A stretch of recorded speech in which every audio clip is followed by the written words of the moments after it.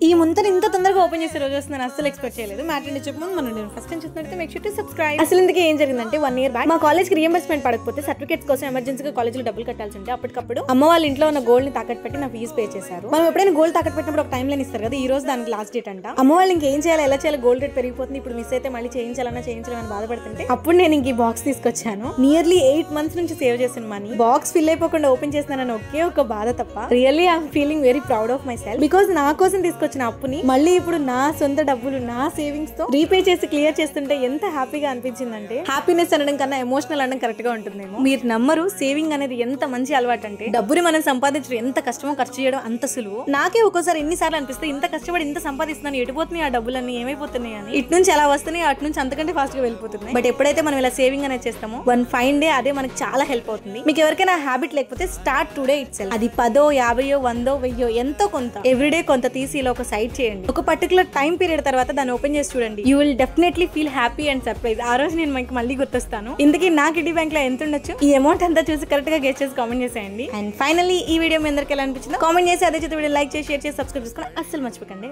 ఉంటాను.